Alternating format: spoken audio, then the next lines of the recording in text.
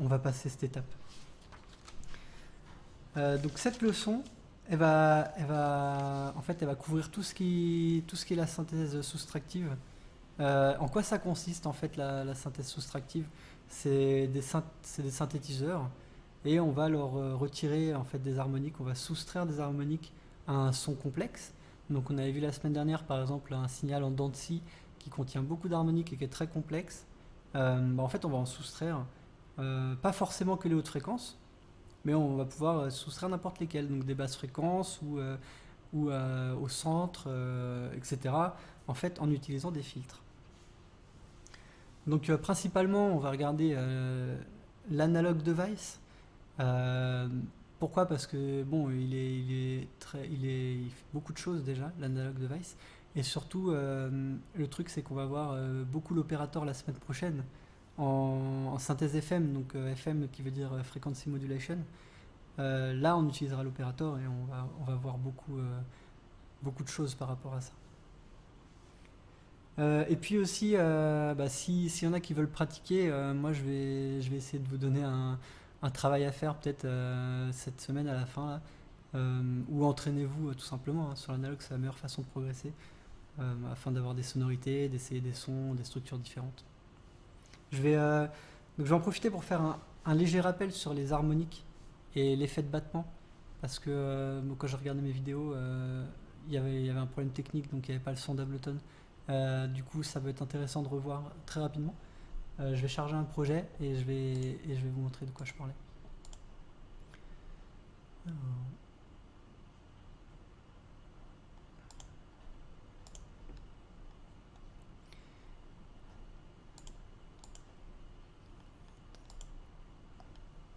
Voilà. Donc sur ce projet en fait, qu'est-ce qu'on avait? On avait une série de sinuosidales. Donc en partant de la fondamentale sur la piste 1, la seconde harmonique sur la piste 2, la troisième harmonique sur la piste 3, quatrième, etc. etc. Donc je les lance. Donc là on n'a que la première. Si on regarde, on a le volume que de la première. Je vais activer la deuxième. La troisième. Alors je baisse le son un peu. La quatrième. Cinquième.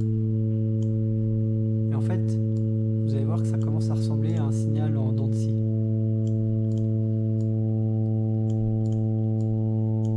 Qui lui en contient évidemment bien plus. Mais là on en a déjà 9. Voilà. Là on a la série d'harmoniques. Maintenant, si on regarde ces pistes et qu'on va introduire du détune, ça va commencer à donner des structures différentes. Là, j'ai détuné la deuxième harmonique, la troisième, quatrième. Et vous voyez là, on commence, en fait, on a introduit des inharmoniques. Ça peut être mélodieux, ça peut ne pas l'être. En fait, ça va donner des structures très étranges surtout. Ce qui sont super intéressantes. Et aussi, on a un effet de battement. Donc, ce qu'on appelle le beating. Cet effet de battement, c'est une illusion sonore qui est, par exemple, si j'ai une sine à 440 Hz. Voilà. Je baisse encore un peu. Et que j'active une sine à 445 juste au-dessus, et ben on voit l'addition des deux. On a un battement entre moins 12 dB et moins 6 dB. Idem pour celle à 450. On a un battement qui est plus rapide. On peut faire la même chose sur des signaux triangles.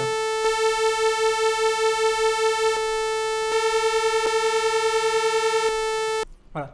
Et ça, c'est un effet intéressant parce qu'il donne du mouvement au son.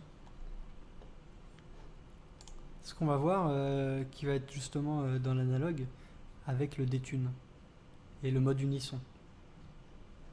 Donc je vais charger un nouveau projet. En fait, je vais vous montrer le projet sur lequel je travaille. Voilà.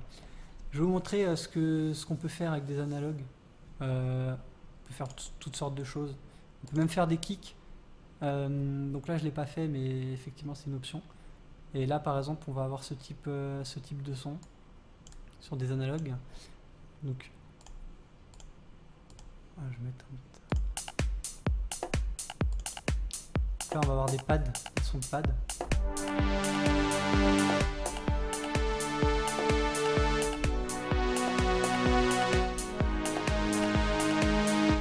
On crée aussi des cordes par exemple.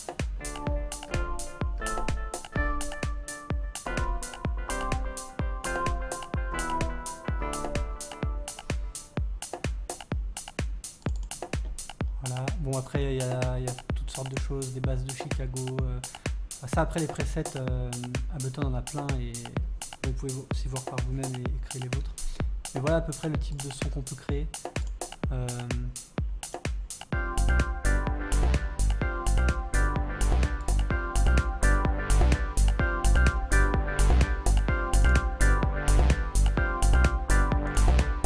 Voilà le type de texture auquel vous pouvez en fait atteindre avec ce type d'instrument. Alors si on repart sur un projet de zéro, je vais vous montrer en détail comment ça fonctionne et comment utiliser l'analogue. Voilà. Alors je vais mettre un oscilloscope aussi.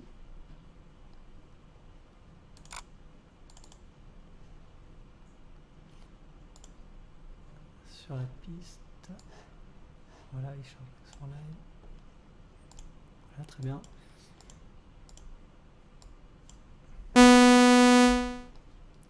On a l'oscilloscope et je vais aussi mettre l'analyseur de spectre qui est...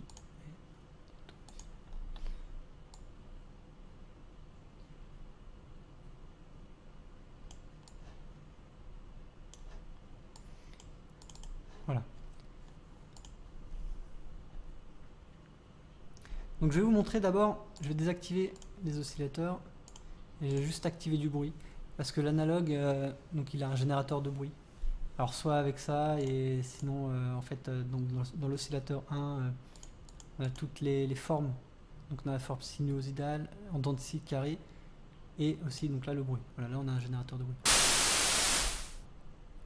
Quand j'appuie sur une touche, ça génère un bruit blanc. Donc ça c'est juste pour vous montrer en fait les différents filtres qu'il y a. Alors je vais régler un petit truc.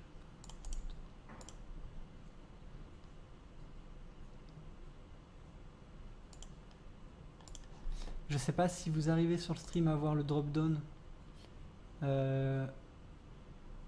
Bon, on va faire sans. Je vais commencer donc par le low pass filter en fait. Le low pass filter, il y en a plusieurs. Donc le premier c'est le low pass filter 12. Ça veut dire qu'en fait tous les octaves, on va réduire le volume de 12 dB. Donc sur mon bruit blanc, on voit ici, on a une nette coupure. On commence à descendre. Voilà.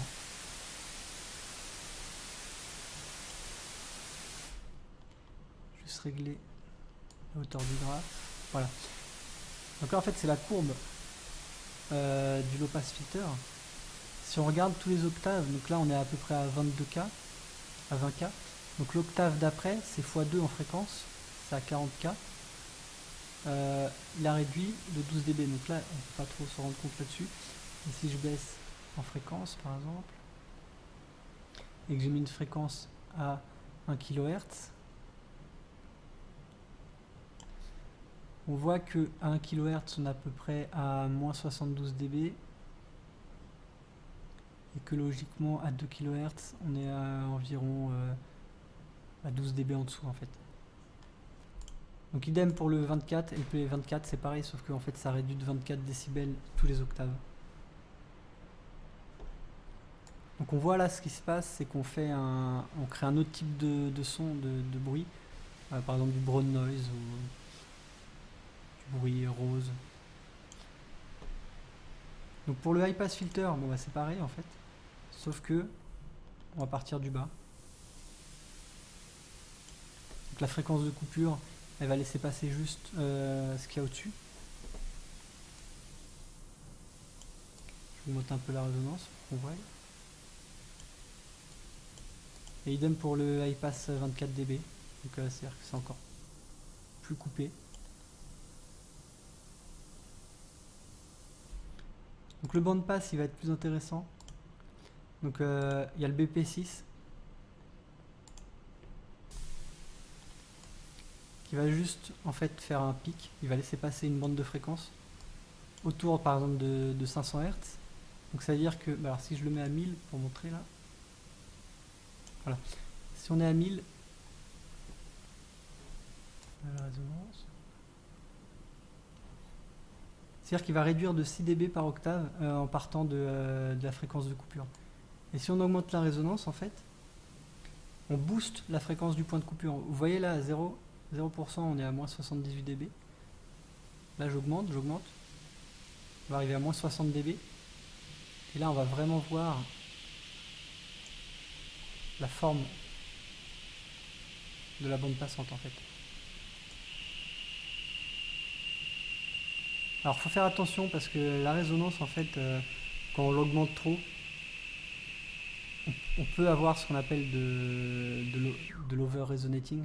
C'est-à-dire que ça va, en fait, le filtre, il va vraiment partir très haut, quoi. Alors, j'enlève les enveloppes. Pour pas avoir cet effet. Voilà. On a donc pareil pour le BP12. Il est encore plus. Voilà, donc là, typiquement, j'augmente la résonance. Et vous allez voir, on va entendre un bruit pas très plaisant. C'est quand le filtre il se met à résonner trop. En fait, il va créer des harmoniques en plus. Vous voyez là, on en a une qui apparaît à 3 kHz. On en a une autre qui apparaît à 5 kHz. Et si j'augmente encore, voilà. Donc là, on en a beaucoup. En fait, on a un filtre qui est parti vraiment en résonance trop élevée, quoi. Donc le notch filter, c'est l'opposé du bandpass. À ceci près qu'il s'appelle différemment en fait. Le N2P, pourquoi? Parce qu'il y a deux pôles. Donc le notch filter 2 pôles, il réduit de 12 dB par octave. Voilà. Si, rappelez-vous, hein, si j'augmente la résonance, en fait j'augmente le volume de la fréquence de coupure. Donc un notch filter avec une résonance quasiment à 100%, en fait il n'a pas d'effet. On a le notch filter 4 pôles, donc lui c'est pareil mais en plus, en plus grand en fait. Il va diminuer de 24 dB par octave. Et ensuite on a les filtres qui s'appellent les formantes. Donc le formante 6 dB et le formante 12 dB par octave. En fait, eux, ce qu'ils font, c'est qu'ils émulent le son de la voix. C'est-à-dire qu'on va entendre des voyelles. Plus le filtre va être haut, plus ça va être aigu. Par exemple, pour des voix d'enfants. Plus ça va être bas, plus le filtre est bas, évidemment, plus on entend quelque chose de grave. La résonance, elle va toucher en fait ce qu'on... Elle va toucher au timbre. Et elle va changer la voyelle, que ce soit un A, un E, un I, un O ou un U par exemple. Là par exemple, je vous montre la résonance, vous voyez, on n'entend pas le même son.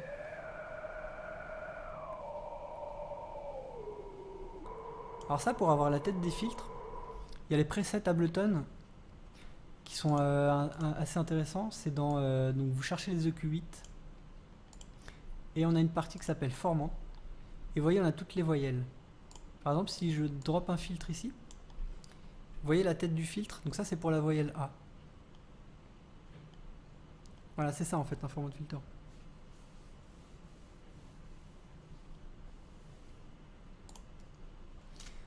Alors, voilà à peu près pour tous les filtres qui existent dans l'analogue.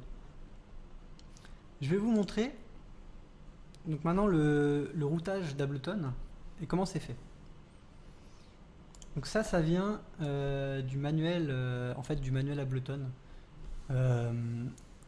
qui fait à peu près 600 pages, 700 même, aussi bien en français qu'en anglais. Et il explique chacun des instruments, comment c'est fait, et comment ça fonctionne. Donc on peut voir que l'architecture de l'analogue, il est composé de deux oscillateurs, oscillateur 1, oscillateur 2, plus un troisième oscillateur qui crée du bruit, un générateur de bruit. Donc toute la partie qui est à gauche, avant le préfilteur, en fait, c'est la partie qui génère le signal. En anglais, souvent, vous rencontrerez dans les manuels de synthétiseurs une partie qu'on appelle le VCO. En fait, VCO qui veut dire Voltage Control Oscillator. C'est ce qui va permettre de contrôler la tension, en fait, de faire osciller la tension. Au milieu, donc on a une section de filtre. La section de filtre, c'est là où on atténue les harmoniques. En fait, on atténue les harmoniques du signal pour leur donner un nouveau timbre. Par exemple, le signal en dents de scie, on va pouvoir les réduire avec ça. Donc ça, la partie des filtres, en fait, elle est appelée VCF, pour Voltage Control Filter. Donc l'analogue, il est composé de deux filtres. Filtre 1, filtre 2. On verra qu'on peut router vers un filtre, vers un autre, ou vers les deux. Et à droite, on a une section d'amplifieur. Donc la section d'ampli, elle est appelée VCA, Voltage Control Amplificator. Et tout ça, évidemment, c'est routé vers une sortie. Donc c'est comme ça que fonctionne l'analogue, en fait. Je vais revenir sur Ableton. Et vous voyez que c'est comme ça qu'il est créé, en fait, cet analogue. On a la section des oscillateurs, la section des filtres au milieu, la section des amplifieurs.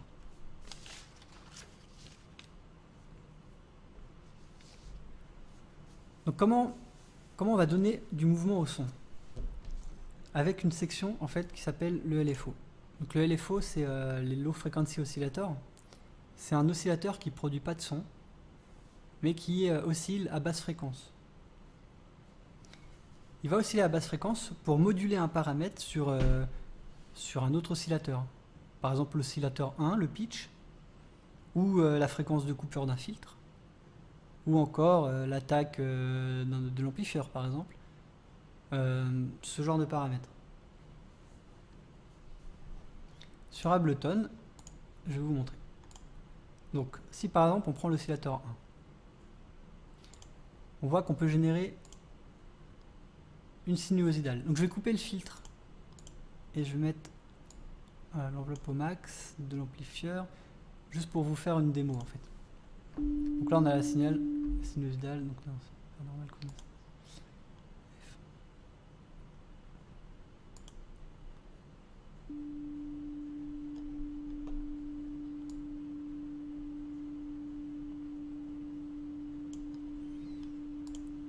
Alors pourquoi j'ai ça? Alors souvenez-vous quand sur Ableton, si vous voulez reset un instrument, vous prenez juste en haut et vous faites un drag and drop, ça va le remettre à 0. Donc je vais juste activer l'amplifieur, on va le mettre un peu plus haut.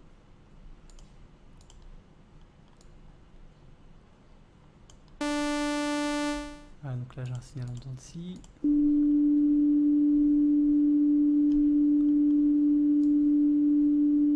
Voilà, donc là on a le sinusoïdal, on a le signal en dents de scie. Alors, peut-être un peu le volume est plus élevé. Et ensuite, donc là en fait, on a un signal carré, mais c'est pas vraiment un signal carré, c'est ce qu'on appelle une pulse. C'est une pulsation en fait dans l'analogue. Si vous voyez ce qui se passe à l'oscilloscope, c'est que cette partie-là est plus grande que cette partie-là. Donc c'est pas vraiment un carré, c'est un rectangle. Comment on contrôle si on va avoir un signal carré ou plus dans ce type-là? C'est en fait avec le paramètre qui s'appelle le pulse width. Si je le monte à 100%, on va avoir un carré. Si je le descends, alors souvenez-vous, le carré il a que les harmoniques impaires. Donc là on a la fondamentale, la deuxième harmonique on ne l'a pas, la troisième elle est ici, la cinquième, la septième, la neuvième. quand je vais descendre ce paramètre, quand je vais le baisser, on va introduire d'autres harmoniques. Mais qui vont pas être au max ni dans la série d'harmoniques en fait. Et vous voyez, ça donne un timbre différent au son.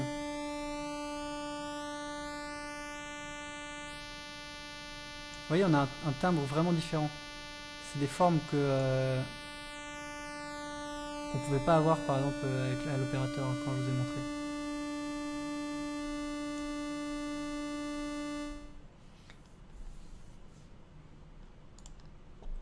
Donc si je vous montre le LFO, parce qu'en fait ce qui va être intéressant avec ce pulse, c'est qu'on va pouvoir jouer dessus par exemple.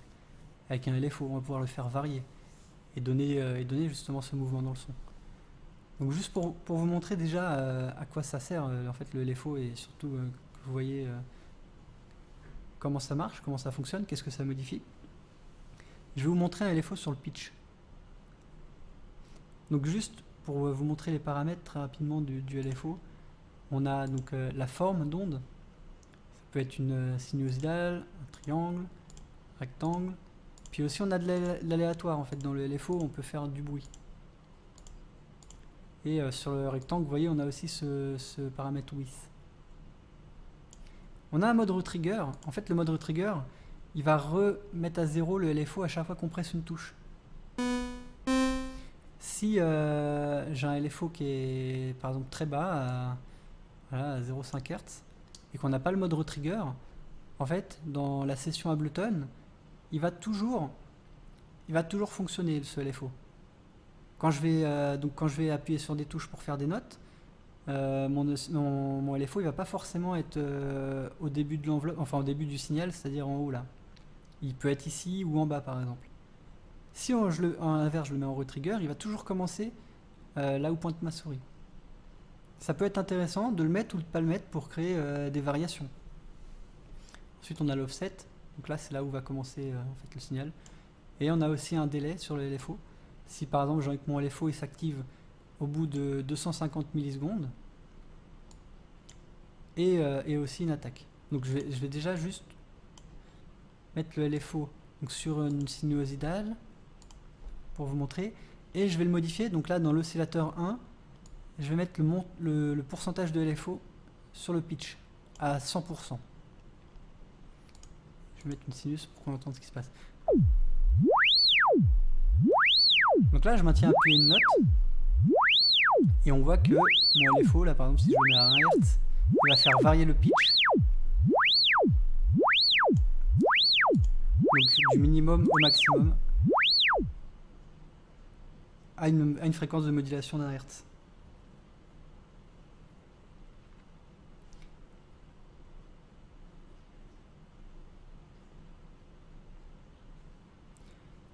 Ensuite on a ça.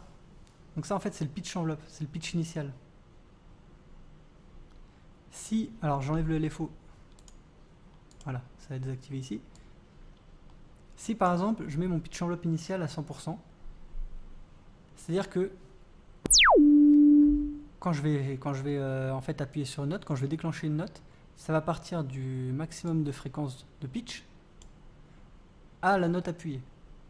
Et on a le paramètre temps. Le temps, c'est le temps que va mettre en fait le pitch à atteindre la fréquence demandée.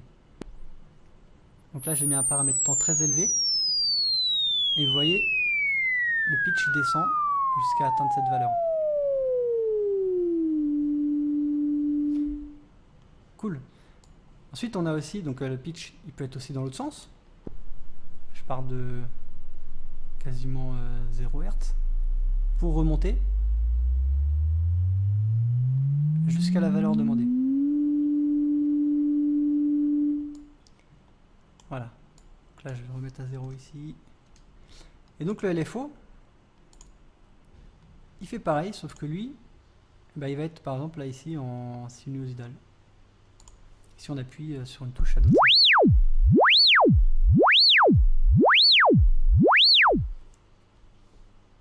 Pas que ça modifie autant le signal.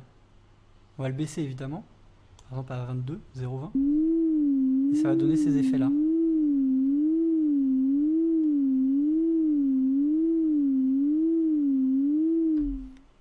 Donc voilà ce que donne un LFO sur le pitch enveloppe. Maintenant, je vais vous montrer le LFO sur donc le pulse width. On va mettre par exemple le LFO, voilà, on va le mettre à 100%, on va le mettre à 1. Et vous voyez à l'oscilloscope, vous voyez que ça oscille entre donc la forme carrée et la forme de width à 0%. Donc là on peut avoir des effets plus subtils, vous voyez, ça donne une sensation de mouvement en fait.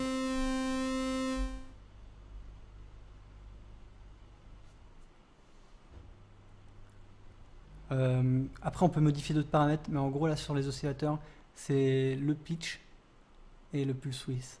Ça c'est les deux paramètres qui peuvent être modulés par ce LFO. Donc vous avez remarqué que sur l'analogue on a un oscillateur, donc un deuxième, et on a un générateur de bruit. Mais il y a mieux encore.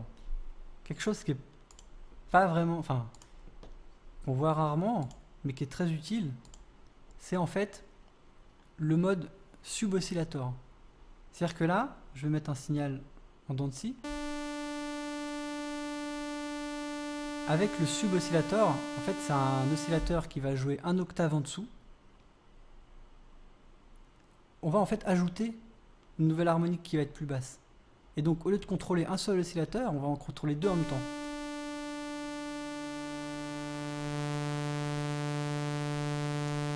Vous voyez là, on a un son qui est plus plein, qui est plus rempli.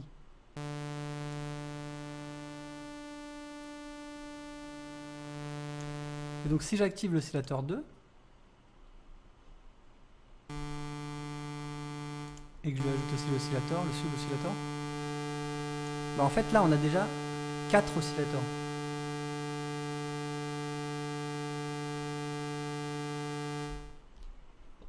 Ce qui va être intéressant, donc tout à l'heure je vous montrais les effets de battement, quand on a deux sons qui sont détunés. Ici on va pouvoir faire pareil sur les oscillateurs, et ça marche bien en fait, ce détune il marche bien quand les deux sont symétriques. C'est-à-dire que le premier par exemple je vais le détuner de 0,8 et le deuxième de moins 0,8. Vous voyez là on a un son qui commence à avoir un peu de mouvement. Et on va en rajouter encore plus en rajoutant les sub-oscillateurs.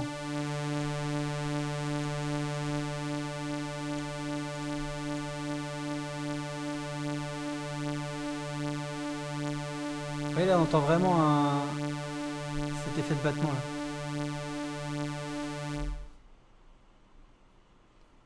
Ça commence à rendre un son assez gros. Donc on a aussi en plus de ça donc un mode unisson. Donc là on a 4 oscillateurs. Et le mode unisson, ce qu'il va faire, c'est qu'il va ajouter, en fait il va dupliquer chaque oscillateur. Donc on a deux paramètres ici qui s'appellent le nombre de voix. Donc là le paramètre il est mis à 8 voix ici, on peut le mettre à 16. Ça veut dire qu'on peut en fait jouer jusqu'à 16 notes en même temps. Et quand on active le mode unisson, on a en fait un autre paramètre ici qui s'appelle aussi les voix.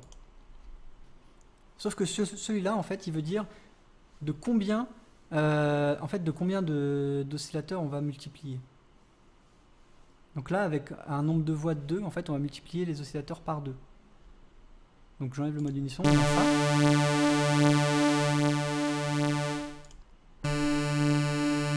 Et donc là en activant le mode unisson sur 2 voix, on a en fait 8 oscillateurs. Et si je le mets sur 4, on en a 16 en même temps.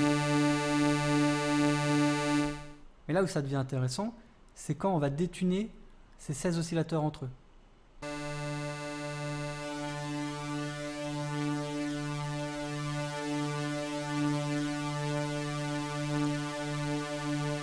Donc là en fait ce paramètre de détune, il est exactement comme celui-là, sauf que c'est les copies qui vont être détunées entre eux. Donc on peut monter évidemment jusqu'à 100%.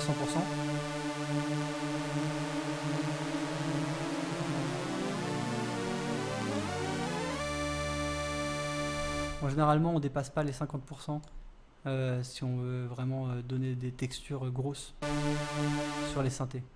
Si on va au-dessus, après, vous voyez, là, ça dénature complètement le son.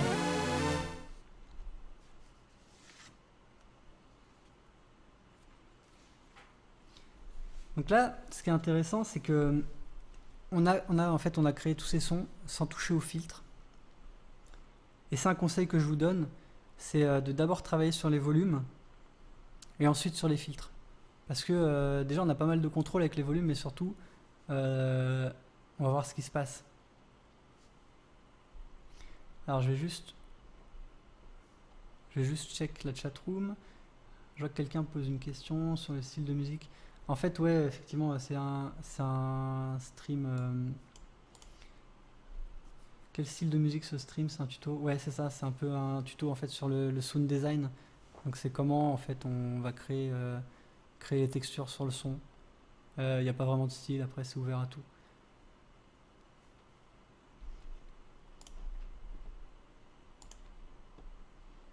Voilà. Donc je reviens sur mon analogue. On a touché au mode unisson, donc je vais le désactiver. Et il y a un autre mode qui est intéressant, c'est le vibrato. Donc qu'est-ce que c'est en fait le vibrato?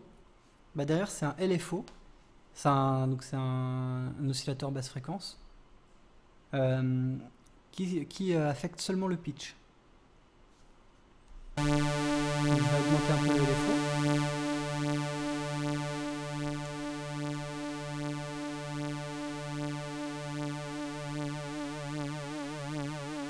Alors je vais désactiver les oscillateurs peut-être pour qu'on entende mieux. Voilà. Donc là le vibrato quand il est à 100% ça donne ça. Et ensuite on a le rate.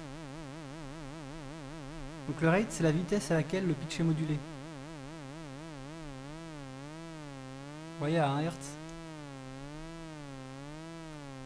Si on augmente. Voilà pour le vibrato. Le vibrato il a plusieurs paramètres qu'on va trouver ici, dans cette section. On a le délai. Donc le délai, c'est combien de temps va mettre le vibrato à être activé. Par exemple, je vais mettre un délai de 280 millisecondes. Je vais d'abord taper ma note et au bout de 280 millisecondes, le vibrato va entrer en effet. Ça peut être le cas, par exemple, si on veut faire en sorte, quand un violoniste va jouer du violon, il va lancer sa note et il ne veut pas tout de suite qu'il y ait le vibrato. Ça peut être l'effet recherché, de le mettre un petit peu après. Et ensuite, on a l'attaque. Donc l'attaque, qu'est-ce que c'est? C'est le temps en fait, pour que le vibrato arrive à 100%. Si je mets une longue attaque, 5 secondes, en fait il va mettre 5 secondes à arriver à 100% du vibrato. Vous voyez? Là il les a atteints.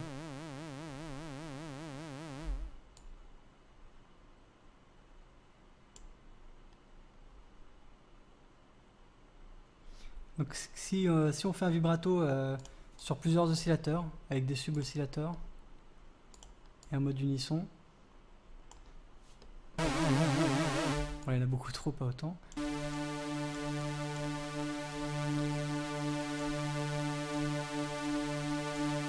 peut avoir des sons de pad, des sons assez fat. On peut ajouter aussi un peu de bruit. Pas trop non plus.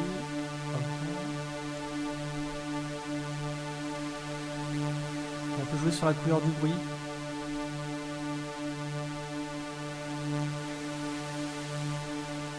En fait, la couleur, c'est simplement la fréquence de coupure.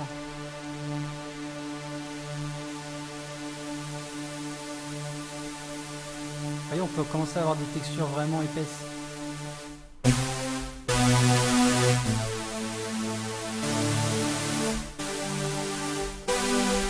Bon, il y a beaucoup de bruit encore, mais...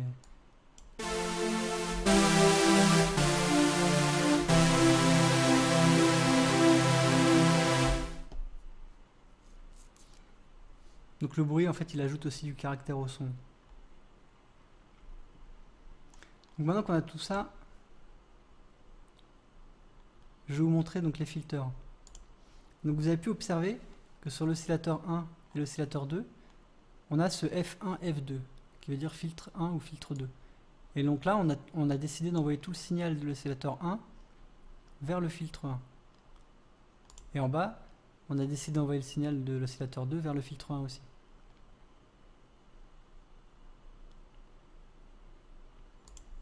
Si j'active, donc j'envoie mes deux, voilà, mes deux formes. Alors je vais enlever unisson et vibrato, les sub-oscillateurs aussi pour montrer. Comme ça on va entendre. Voilà, donc là j'ai vraiment ma signal, voilà, signal en dents de scie vers le filtre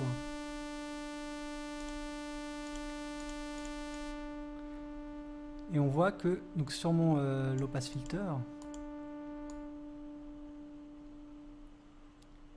voilà, plus je vais couper, en fait plus on va voir quasiment une sinusoïdale, alors qu'à la base j'ai un signal en dents de scie. Mais comme on coupe, comme on réduit les harmoniques avec ce filtre, on voit l'oscilloscope qu'on a, mais on l'entend en plus que c'est un signal un peu plus rond, un peu plus chaud.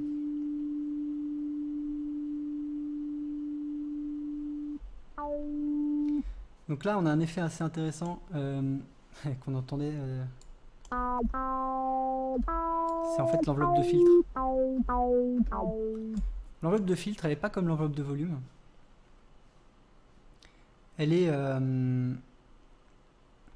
en fait, voilà, faut la comprendre, c'est-à-dire que donc l'attaque de l'enveloppe de filtre, c'est le temps que va mettre la fréquence de coupure à atteindre la fréquence qu'on a définie ici. Donc là, si par exemple j'ai mis 750 Hz avec une attaque de 2 secondes, en fait le filtre passe bas, il va mettre 2 secondes à atteindre cette fréquence de coupure.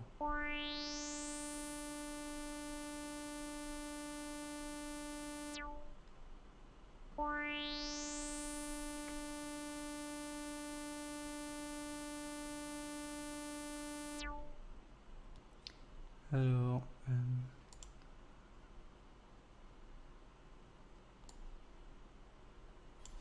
je vais enlever l'enveloppe. Donc là on n'a pas du tout d'enveloppe.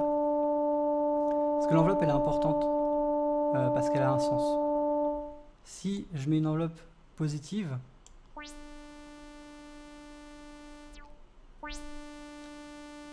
en fait la fréquence elle va aller dans le sens des aiguilles d'une montre. C'est-à-dire que là, je mets à 0. Elle va partir donc de 750. Et elle va monter au maximum. C'est ce qui se passe quand je mets l'enveloppe au maximum. Donc elle va de moins 16 à 16. Elle part de 712 et elle va au max. Si je fais l'inverse,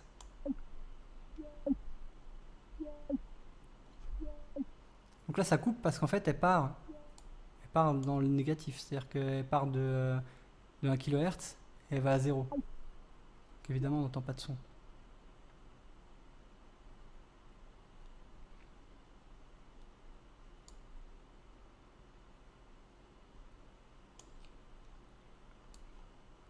Si à l'inverse, j'enlève l'attaque et je vais mettre par exemple du decay, allez, à 4 secondes,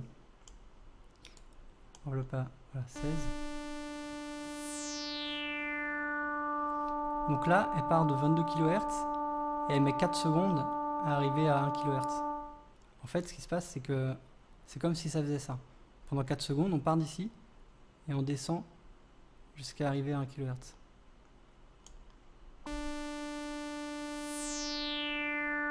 Donc j'ai mis une résonance assez élevée pour qu'on voie, en fait, là on voit quand ça se déplace. Ça part d'ici, et hop, on arrive à notre fréquence de coupure. Et idem, donc si on part avec l'enveloppe négative, on va partir de 0, voilà, d'ici, et le filtre va s'ouvrir jusqu'à atteindre notre fréquence de coupure. Donc ça c'est vraiment une façon de jouer avec les filtres. N'oubliez pas de ne pas avoir trop de résonance. Parce qu'après, donc ça fait... Okay. Donc le paramètre résonance, il est pas mal parce que il permet d'amplifier ce qui va se passer Et donc en fait, il va pouvoir voir en détail ce qu'on touche. Une fois que vous avez fait les réglages, la résonance, vous pouvez la baisser. Donc moi, si je vous montre le son que j'ai créé, par exemple, alors...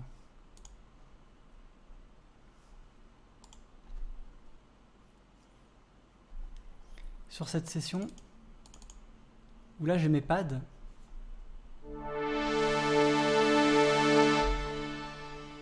donc voici l'analogue. En fait, mes pads, donc c'est deux signaux en dents de scie, avec des sub-oscillateurs, un petit peu détunés. Donc je fais juste écouter. Ça c'est le premier oscillateur, j'enlève le bruit. Donc déjà il est assez gros effectivement parce qu'on a un mode unisson. Alors je vais enlever peut-être le reverb. Et le cul. Donc là on a un signal qui est pan en fait, on a un pan à droite. Donc j'ai mis 24 ici. Et là sur le deuxième oscillo, où j'ai mis 24 à gauche. Et j'ai aussi joué sur les semitones, c'est-à-dire qu'il a 7 semitones d'écart. Si on le met à 0, voilà, c'est le même. Donc on entend celui-là à gauche et l'autre à droite. C'est une technique qui est pas mal pour les pads parce qu'en fait ça va donner un chant stéréo là-dessus. Après moi j'ai choisi de faire du détune parce que voilà, j'ai changé en fait les tons entre les deux pour donner cet aspect un peu en fait d'avoir une corde quoi. Vous voyez qu'on a un mouvement. On a un mouvement pendant le son, je vais baisser un peu le volume. Ça en fait c'est dû aux deux LFO. Donc les deux LFO je les ai mis en retrigger. Et en fait ces LFO ils modulent quoi? Ils modulent la fréquence du filtre ici. Il y a un truc qui est intéressant, par exemple sur des pads, c'est d'avoir deux filtres qui vont être un petit peu différents. Parce que ça va donner entre vos deux oscillateurs une petite différence qu'on va entendre à l'oreille et qui va faire que le son il va pas être plat, il va pas être chiant par exemple. Le premier oscillateur, donc il est routé vers le filtre 1 et le deuxième il est routé vers le filtre 2 ici. Voilà. Et on voit que, donc par exemple ici l'attaque elle va être de 3,60 et ici l'attaque elle est de 4. Donc si on écoute bien ce qui se passe, donc si je coupe l'oscillateur 2, le premier filtre il va s'ouvrir en 3 secondes 60.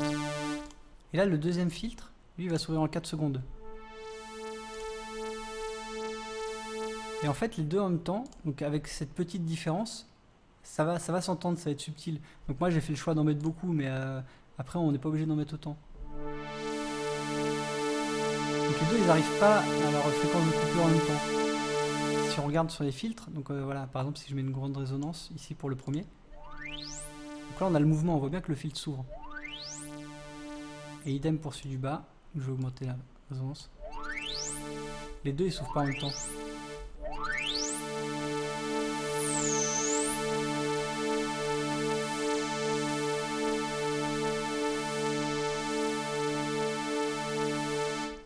C'est quelque chose d'assez intéressant. On peut voir aussi que donc, les filtres peuvent aussi moduler la fréquence de résonance, enfin la résonance, pardon. Le LFO, on peut le mettre ici, sur la résonance. Donc c'est pareil, n'oubliez pas, quand le LFO il est en positif, donc ça peut aller jusqu'à 4, ça va être dans le sens des aiguilles d'une montre, alors que quand ça va être à moins 4, ça va être dans le sens inverse. Donc sur l'enveloppe de filtre, ce qui est différent par rapport à l'enveloppe de volume, c'est que elle va dans les deux sens en fait. Elle part de la fréquence de coupure et elle va vers le haut ou vers le bas.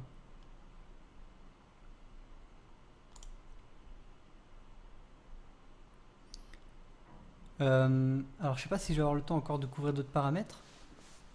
Peut-être ce que je peux faire, c'est que comme il y avait une question, c'était recréer un son en partant d'un analogue de 0. Et ce son, si je le récupère, c'était, il me semble, un pad. Hein.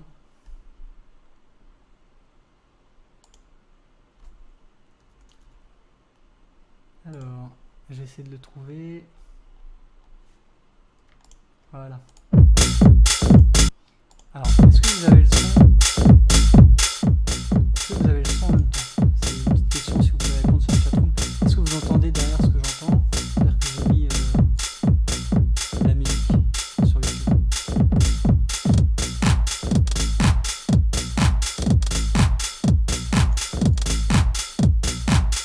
Si vous l'entendez, on va pouvoir directement.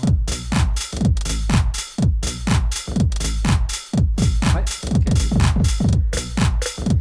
C'était à partir d'une minute 30.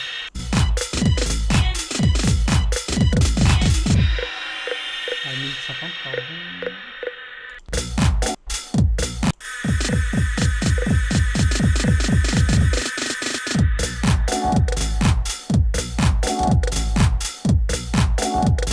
Donc là, vous voyez, directement ce qu'on peut entendre, c'est que le son il fait un petit brrrr. Ça, c'est typique d'un LFO sur un filtre.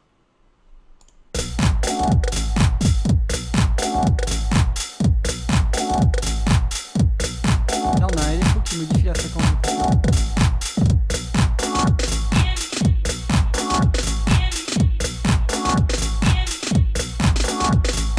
Ok, donc on va faire abstraction donc, du délai et du reverb et on va essayer de créer cette structure. Donc moi je pense déjà que ça part d'un mélange de signal, ouais, un signal en dents de scie, un signal carré, pour avoir cet effet un peu, pour avoir cette attaque. Alors là mes deux ils sont routés vers le même amplifieur. On va ouvrir un deuxième amplifieur. Voilà. Alors je vais peut-être baisser le volume un peu.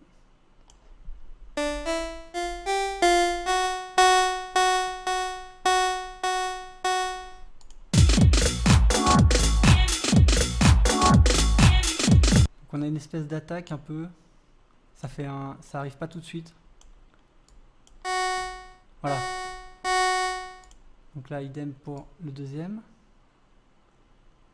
Alors, c'est pas comme sur l'opérateur où on a une fonction où on peut dupliquer les enveloppes. Ici, sur l'analogue, ça n'existe pas. Mais comme je vous ai dit, c'est pas mal qu'il y ait des petites différences entre les deux. Là, par exemple, on met pas la même attaque, on la met pas exactement pareil. C'est ce qui va donner, justement, le fait que le son soit pas parfait, ça le rend un peu vivant, ça le rend un peu organique. Donc là, l'enveloppe, je pense qu'elle est un peu comme ça.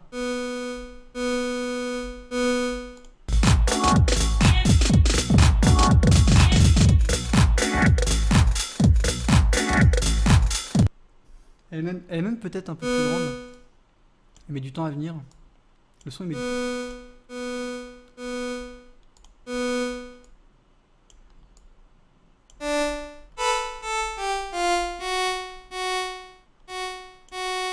Et il me semble qu'on n'a pas du tout de release. Voilà, le son il meurt très vite. Après ce qui reste, on a que la clé, on a que le reverb en fait. On peut le laisser pour l'instant, c'est pas gênant.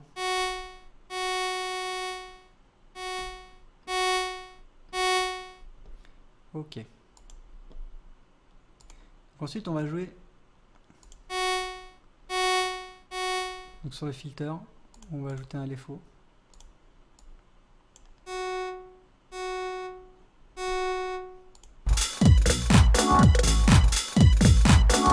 Je vais pas mettre le LFO tout de suite.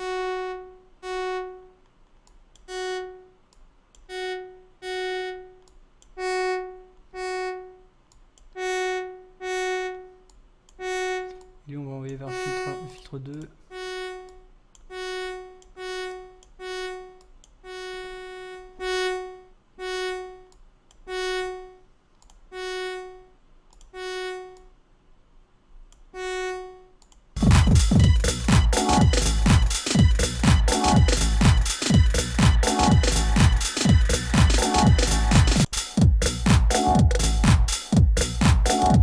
Je crois qu'il y a aussi du pan, je suis pas sûr. Pour donner cet effet stéréo un peu.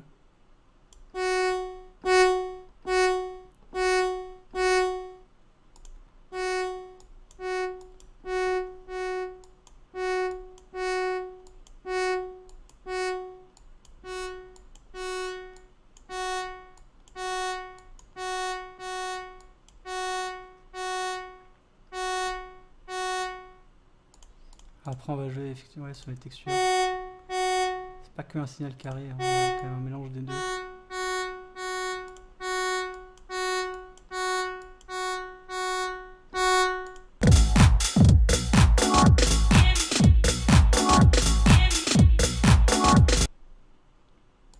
Donc là, on part vraiment, ouais, ça va assez élevé. Comme on veut, peut-être. Mince.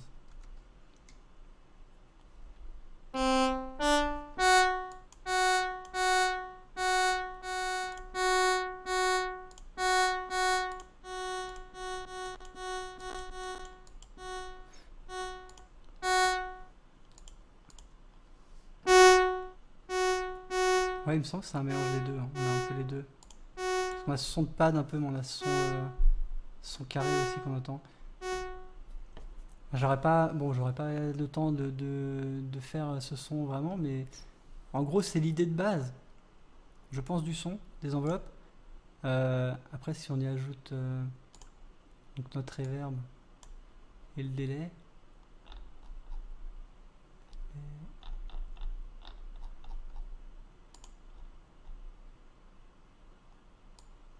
on devrait retrouver ce qu'on entend. Alors pourquoi je trouve pas le délai? Ouais, le délai.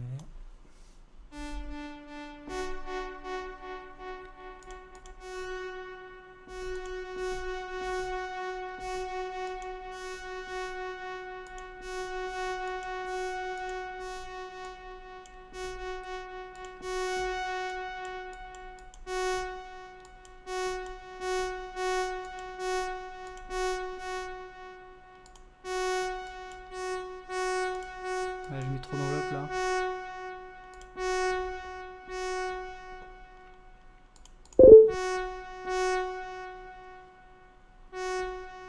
Bon, en gros, bon, voilà. Après, là, faut travailler sur l'analogue. Il faut essayer de voir comment le reproduire, parce que là, le timbre est pas le même, hein, c'est clair.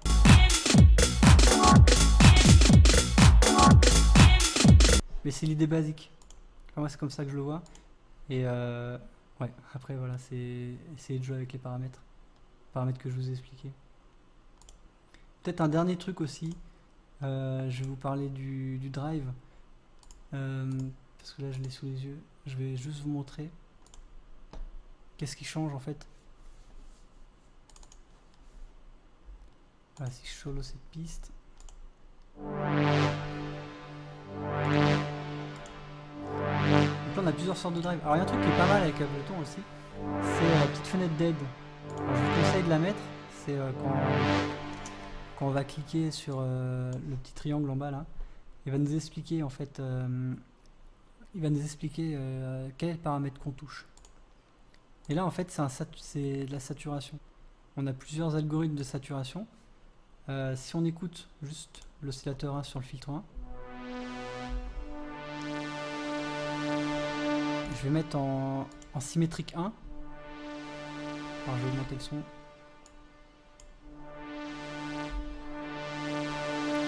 Là, je vais mettre en symétrique 2.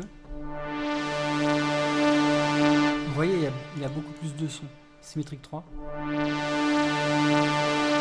Et là encore plus. En fait, ça permet de grossir la texture. Il y a plusieurs algorithmes, essayez-les. Et là, voilà, la symétrique 3. En fait, le son il va être plus fat, entre guillemets. C'est pas mal pour les pads, quoi. Là, on a vraiment un son qui est plein. Voilà. Bah, j'espère que cette semaine ça a été intéressant. Alors ouais, Pavillon qui dit on entend le son en double. Ouais, il y a le track derrière, c'est pour ça. Bah, j'espère que vous avez pu voir ce qu'on pouvait faire avec l'analogue. Essayez de vous entraîner dessus en écoutant des sons, en prenant les enveloppes. Essayez de voir ce que vous arrivez à faire. Si vraiment vous vous entraînez, ce qu'on peut faire avec l'analogue, c'est créer un kick. Donc de la même façon que j'avais créé la semaine dernière avec l'opérateur, vous pouvez faire aussi des basses. Alors vous pouvez regarder les presets d'Ableton qui se trouvent ici dans l'analogue, voir comment c'est fait. Mais le mieux, c'est que vous essayez de les créer avec. Et donc, si vous arrivez par exemple avec un kick, une basse, un pad et un son de lead, déjà ça va vous faire jouer avec les paramètres et vous allez prendre main avec cet outil que moi je trouve vraiment pas mal et qui offre beaucoup de possibilités. Donc, juste pour un récap, en fait, voilà, ce qui était l'objectif de cette semaine, c'était de voir la synthèse soustractive avec ses filtres en fait. Donc, la plupart du temps, mais pas forcément, on utilise des low pass filters, ce qui va donner un son plus chaud en fait au son et, euh, et qui va modifier le timbre. Et la semaine prochaine, donc en revanche, là, on va voir la synthèse additive où là, en fait, on aura des opérateurs. Donc, ça va être principalement avec cet instrument dans Ableton. Mais en fait, la synthèse additive, c'est ce qu'on a vu avec les LFO. C'est-à-dire on aura un synthétiseur qui va moduler un paramètre d'un autre synthétiseur. Alors, en synthèse additive, c'est le pitch. C'est-à-dire qu'un oscillateur va moduler le pitch d'un autre, etc., etc. Et là, on va créer des nouvelles harmoniques ou créer en fait, on va remplir le son en fait avec cette technique. Donc, voilà, si vous avez des questions, vous pouvez les poser. Je sais pas si je pourrais y répondre direct. J'espère que le cours a été assez clair. Et puis pour l'analyse de son, le mieux c'est de s'entraîner. Quand vous allez entendre des tracks, vous allez commencer à reconnaître certaines techniques de prod. Essayez de penser en termes d'enveloppe, comme je vous ai dit. Jouez d'abord sur le volume, travaillez sur le volume, avant de faire entrer les filtres. Et même avant tous effets, c'est-à-dire que dans pas mal de tutoriaux, c'est vrai qu'on voit les gens mettre les reverbs, les délais en premier, mais c'est mieux de travailler avec le son pur et après d'ajouter les effets dessus. C'est vraiment le conseil que je peux vous donner à ce niveau-là. Voilà, moi je vais couper mon stream et n'hésitez pas à me contacter ou à poser des questions si vous en avez.